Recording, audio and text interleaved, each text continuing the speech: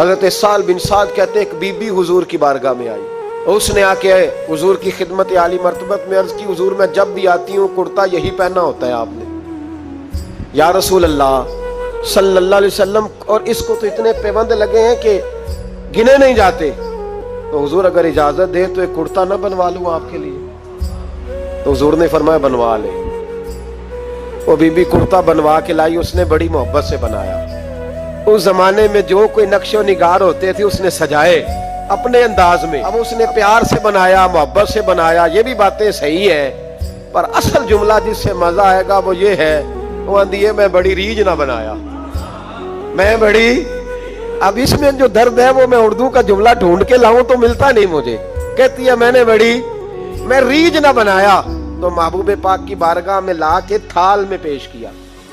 حضور کی بارگاہ میں تھال میں علیہ السلام کو اس نے پیش کیا، کہا حضور قبول کر لیں، حضور نے قبول کیا۔ اب حضور اس کا چہرہ دیکھنے لگے، مسکرا کے فرمایا تیرا دل کرتا ہوگا میں پہن کے بھی دکھاؤں، بے خبر ہو جو غلاموں سے وہ آقا کیا ہے، تیرا دل کر رہا ہوگا پہن کے دکھاؤں، تو کہا حضور دل یہی کرتا ہے، میں ٹھہر میں پہن کے آیا۔ حضور اندر تشریف لے گئے، تھوڑی دیر کے بعد پہن کے آئے۔ اس خاتون کو اتنی خوشی ہوئی کہ اس کی آنکھوں میں آنسو ہی آ گئے، کہنے لگی دیکھو میرا نصیب، میں بنا کے لائی ہوں، مصطفیٰ نے قبول فرمایا، بڑی راضی ہوئی، چلی گئی۔ حضرت سال بن سعد کہتے ہیں قریب ایک صحابی کھڑے تھے، اور شارحین نے لکھا ہے معمولی آدمی نہیں، حضرت عبد الرحمن ابن عوف تھے، صحابہ میں سب سے امیر آدمی۔ اللہ اکبر، ذرا لطف دیکھیے گا۔ کہتے ہیں وہ قریب کھڑے تھے، جب حضور نے پہنا نا تو تعریفیں کرنے لگے، کہنے لگے سونیا کمال ہی ہو گئی ہے، محبوب کیا بات ہے،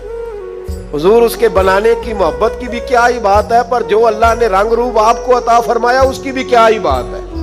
یا رسول اللہ اتنا پیارا لگ رہا ہے، اتنا پیارا۔ جب زیادہ ہی تعریف کی تو حضور نے فرمایا تجھے پسند آ گیا دے دوں، اور پسند آ گیا تجھے،